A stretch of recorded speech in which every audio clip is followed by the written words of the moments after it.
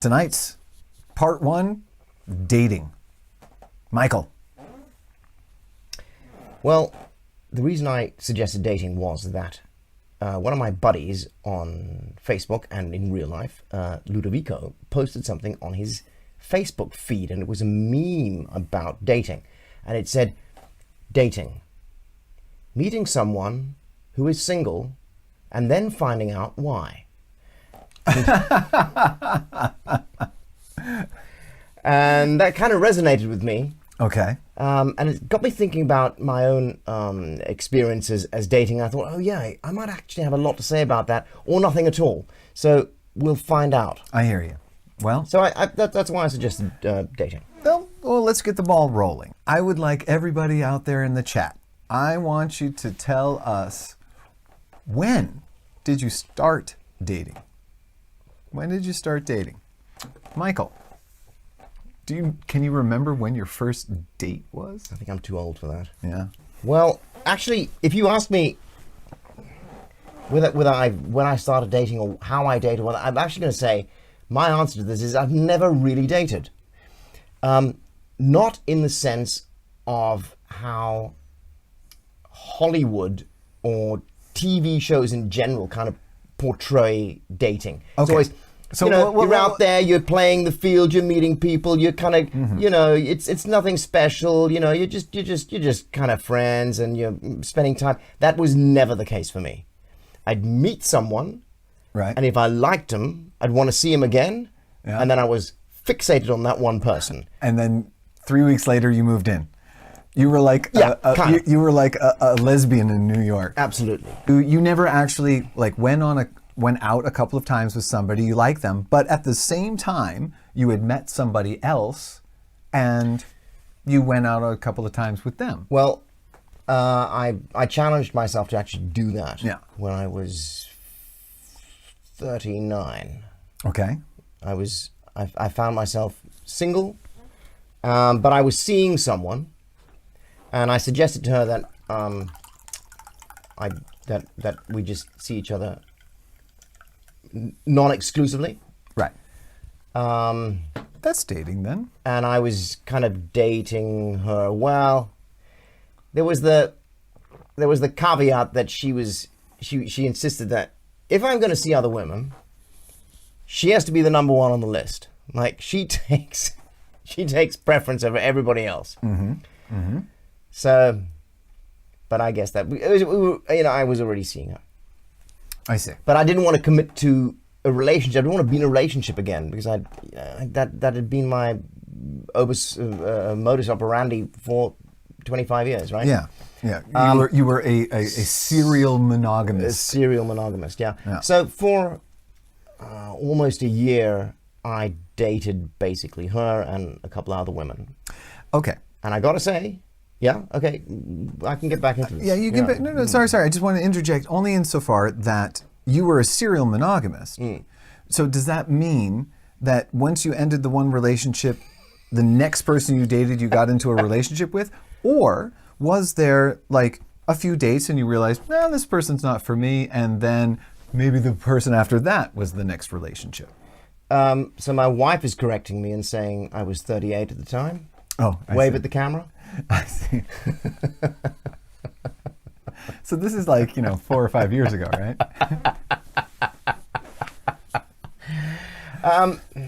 So my wife was actually one of the women I was dating back then. Right. But she was not the one who said, I want to be primary. Exclusive, the primary. But answer the question. So was it always relationship, breakup, next person was relationship? Or was there a couple of going outs with somebody and then maybe the next person? No, actually, I had no. It was only that one period when I was 38.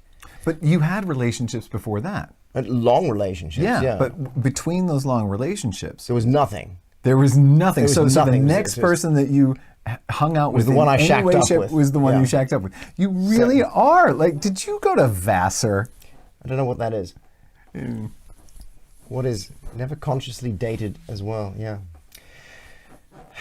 So actually, it was not being in a relationship was always extremely trying and tedious because there was no sex. That's what dating is for. Dude. There's no sex. There's no hanging out. There was no anything, so right? this explains it. So you would end a relationship, there would be no sex, and as soon as you got some, you were like, boom, I'm getting into bed with and to house with this person. I gotta say, I've always been very particular about who I like. So it wasn't just anybody I'd start seeing or start dating or whatever. But how did you find out that was the person you want? This is what I'm saying, is that you got out of the big, long relationship. Yeah. I have really good instincts. So you flirted with people and then decided, okay, I'm going to go out with you now. You go out with them, and then that's the next relationship. I've got to say, most of the women I've had any kind of connection with has always been a kind of at first sight situation for both of us. It's like you meet someone and you both know there's something going on here. Right. And sometimes it takes a while till you find the time or the opportunity to connect. Right. But I've always kind of known when I meet someone there's something here. Yeah, I hear you. And this is one of the reasons why I might never have been particularly interested in dating, because I've found those date situations boring. What's the date situation? You never went on one. Well, okay, so the rare date situations that I've been in, right, would be I'd be sitting somewhere with someone thinking, I'm not interested in this person. Okay. I'm not sexually attracted to this person. I don't care about what they're talking about. Right. I hear. Why am I here? Okay. Yeah. Well, that's just a shitty date then. Here's the question: one night stand? Oh no, terrible. Oh, God, no, one night stands. Can I remember a one? Yes, I can remember a couple of terrible one night stands. Anytime I've ever had a one night stand, I was smashed, absolutely off my nut. Would you consider that drunk. dating? No, I'd not consider that dating. I consider that collateral damage. Well, and one night stands always terrible sex with sometimes horrible people. I suppose that's why it makes it the one night stand, because if the sex was really good, it would be at least a 2 or a 3, right? Yeah, but there's a point, and I actually reached that point fairly soon, where I've had too much to drink and there's like no sex happening. Oh yeah, well that's a whole nother that's another isbaz. Sylvia mentioned that she just had a date, her first date after 4 years. Rock and freaking roll, Sylvia. So, that's awesome. That sounds like you've been single without seeing anybody for 4 years. I think that's what she's saying. Is that right? Can't remember when I started dating, but I had a date last week after 4 years without any date. Wow, yeah, I'd give you some credit. No, I'll give you a ton of credit for that. I'm going to give you a ton of credit. That's freaking awesome. Yeah, and really, I absolutely know what that feels like. Like when I came to Vienna, it was 1991, and I think I had my first girlfriend in 1993 or something like that. And I was 21. So it was a really bad time to be single. What were you doing the whole time? Yeah, I always a tough time. That was a tough time. So, yeah, but the girl that I met, I was at this party. It was just somebody took me along to a party, and I met this girl. I was like, hello. Yeah. Dang. Yeah. All right. Well, now that we've got Michael's disjointed but entire sexual career, let's talk about yours. No, I'd like to shift gears. I mean, I'm happy to tell you, because I never dated until I was in my early 20s. I was a very late bloomer. I also didn't finish puberty until I was like 21. So it took a while for me. I didn't finish puberty until I was 42. Yeah, exactly. How do you finish puberty? 45. How do you finish puberty, actually? I mean, that's always my joke because I was just this pubescent blob for a long time. You mean how do you notice that you finished it? Yeah. What was the milestone that said? I think the milestone is when you can leave home thinking the way I look is fine, and I just don't care about it. I think that's the milestone for leaving puberty. It's like I'm done with this. You don't have to even look in the mirror. I'm not even you can gonna just look. get up and go. I can Okay. just get up and go. So for you, the end of puberty is the death of vanity.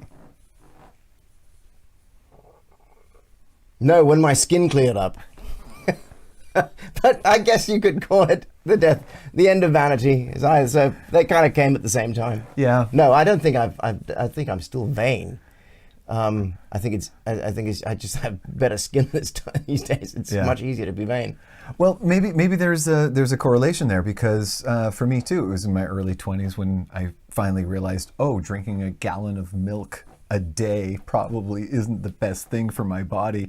And when I stopped doing that and cut out eating sugar all the time, right, my skin cleared up suddenly. Oh, wow, that worked. Oh, I happened to lose 50 pounds. Oh, that's nice. Yeah. So, yeah. Yeah, no, I think I had really bad skin until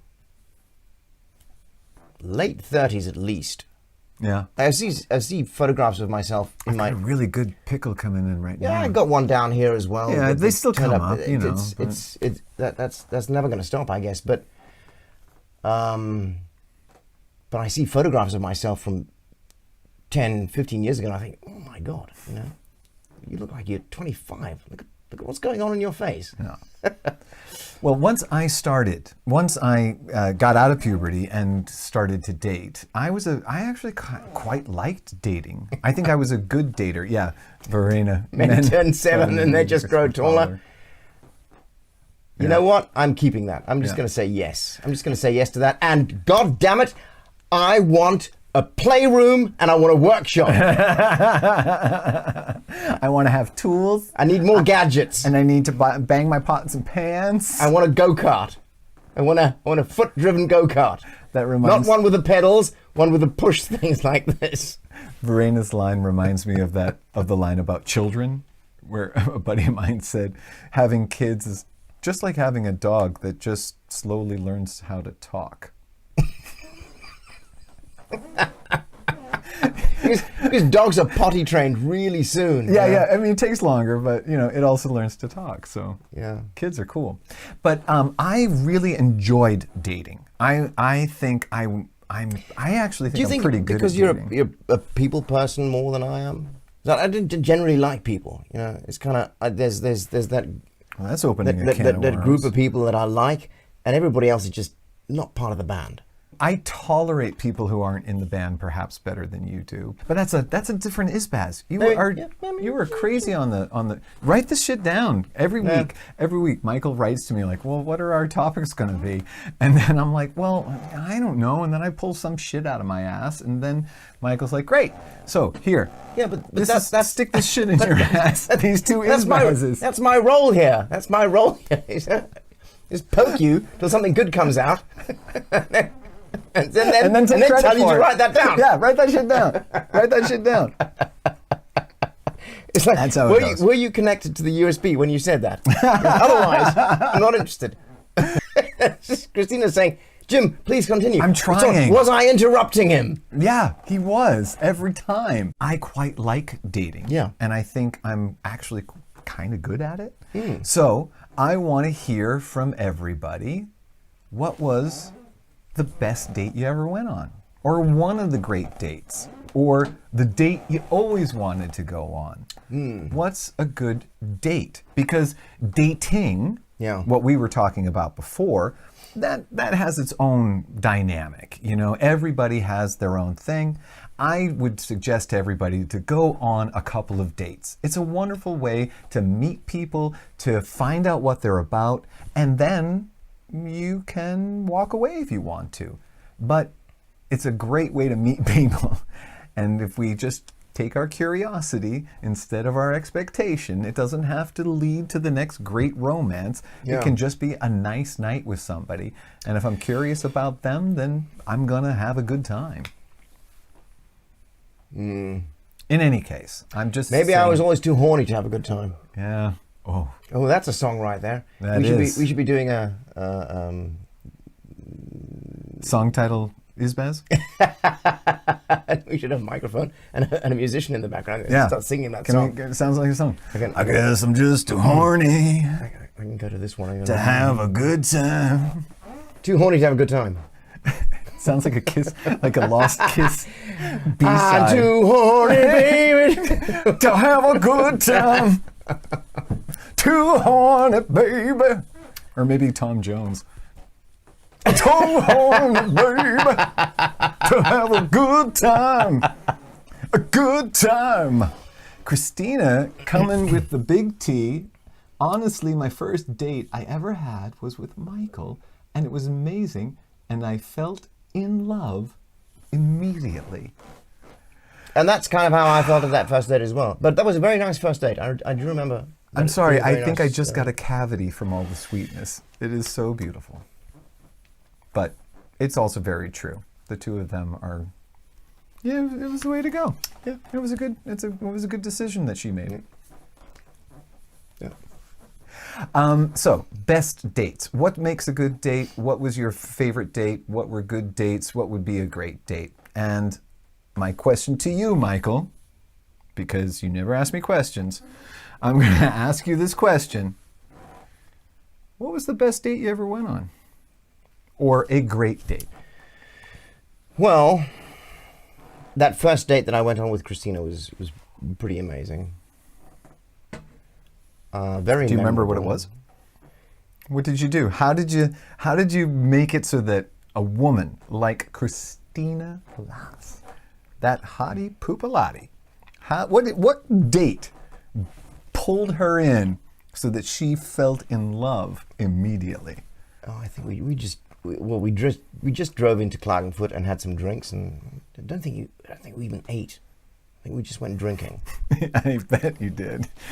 You know, they say food is the direct route to a man's heart.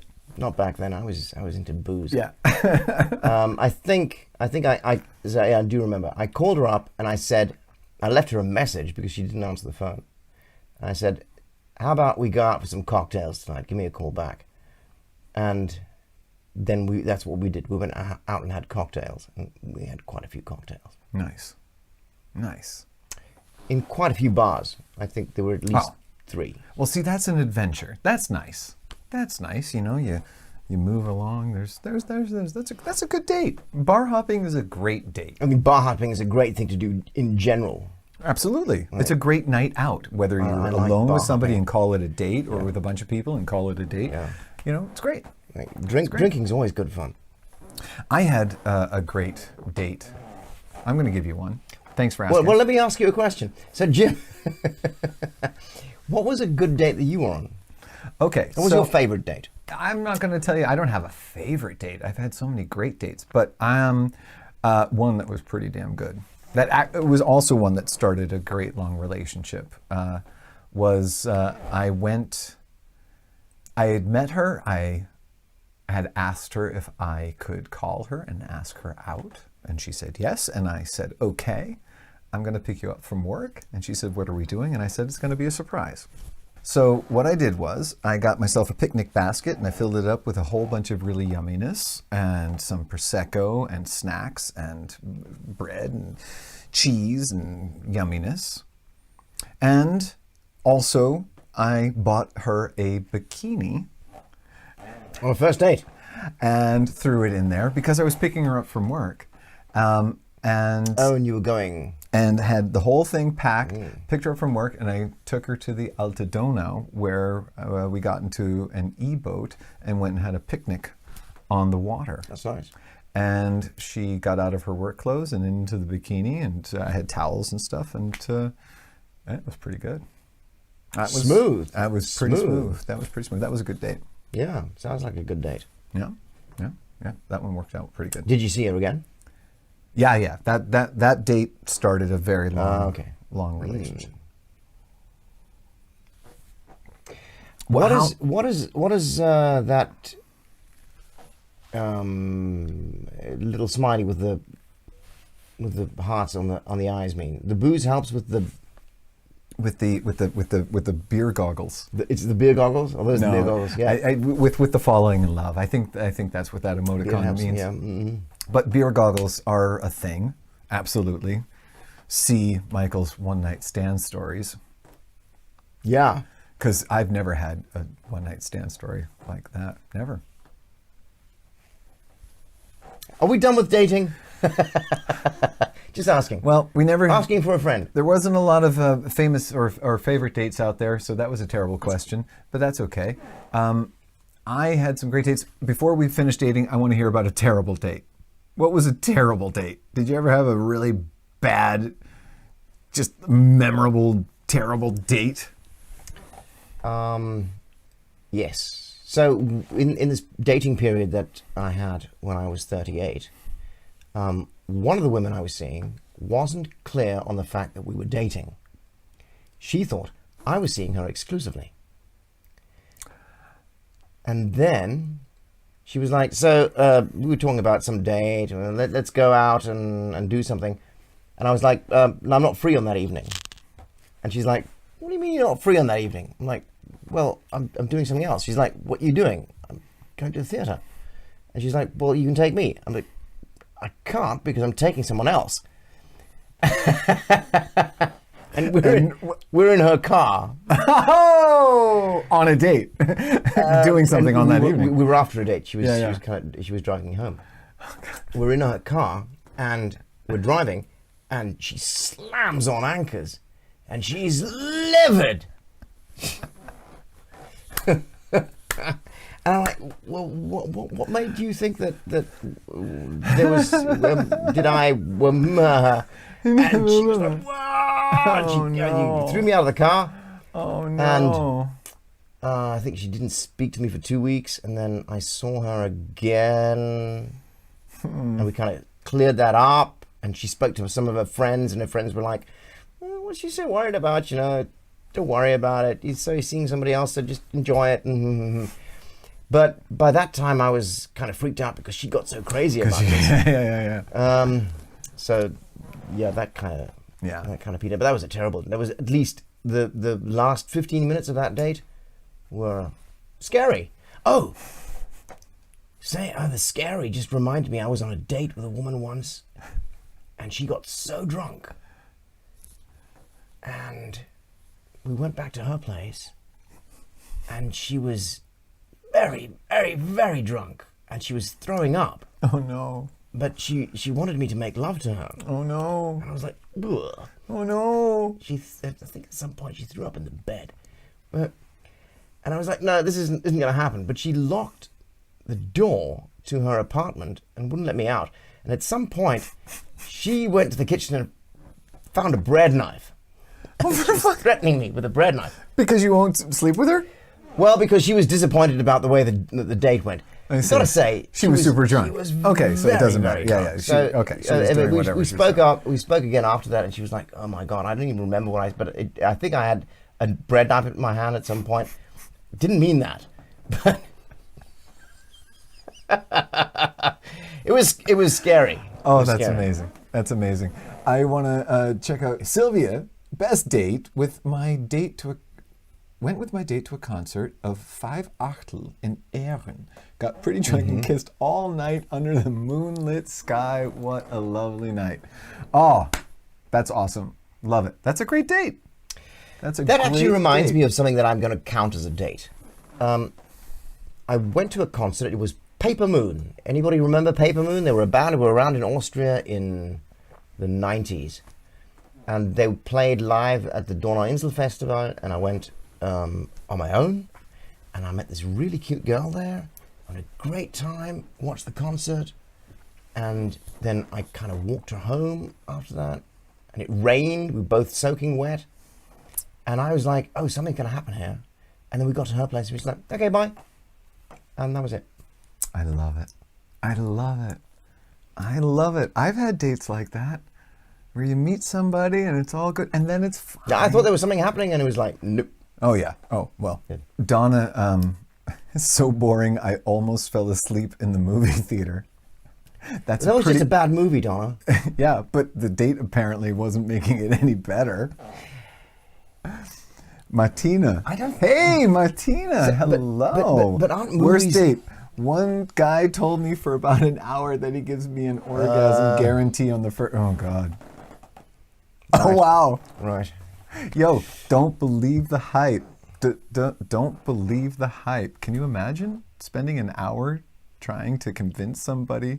What a great orgasm they're going to get. Yo, baby. Yo, baby. Yo, What if you baby. fail? Yo, baby. Yo. I am so good in bed. Yo. I'm the best lover you've ever seen. I bet.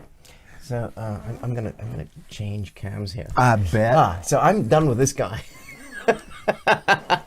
No, Verena dropping some tea there. Best dates are always the last ones, meaning they start a relationship. Or end one. or I was gonna say that, yeah, or end one. But then that makes them the best date as well because you want out of the relationship anyway. Yeah. No, it doesn't make them the best one. Yeah. Your neighbors are watching us on some dash cam. I bet they. What is happening now? Where is that camera coming from? But and why do they have our logo? But I want to go to what Donna's saying because for me, going to the movies is actually a bad date because I'm somebody who doesn't like talking when the movie's on, Right. and I don't like people talking when the movie's on. Right. I don't like this kerfuffling and smooching and stuff when the movie's on. Right. I want to watch the movie. Right. I've got a great date. I had a date. I was in love with this woman. Her address was a poem. She lived on the corner of winter and spring. And she was tall, she was athletic, she was whip smart, and she looked like Elle Macpherson. Do you remember Elle Isn't the she called Body? Ellie McPherson? Elle the Body Macpherson. Yeah, she was hot. I And remember. then she left. She left the city that we were living in and went away for a year to Spain, and then came back after a year, rang my bell. I answered the door, and I didn't even recognize her. She was completely Eurified at this point. And She met somebody called Julio, and I'm he sure. changed her life, you know. and she was like, "Hey, it's me," and What was her name? I'm Just not- the first name. Nope, names are staying out of this. And then we decided to go to this really great little art house movie place, and they were playing the movie Like Water for Chocolate, the beautiful, magical realism movie. And we sat in this little tiny theater, maybe 10 people in the whole place. And while the movie was playing, it was in Spanish with subtitles, she would whisper alternative translations to what was happening on the screen in my ear. It was a very exciting evening. We never got together, Yeah. but we have remained friends ever since. And that was already back in the 90s. I agree. Gorgeous movie. Yes! Like Water for Chocolate. Amazing. Somebody find out. Oh, Andrew's not here. Our ground control. He's probably working very hard to keep the internet safe for everybody. But Alfonso Arau. Exactly. Thank you, Pavlov's dog. Bringing it in. Nice. Pavlov gets a gold star on today's show. I'm calling it on dating. We need to move on. Yeah, we've definitely done. We just Way too much dating. Nobody does this much dating. do not see the link. How do you click on the link? How do you click?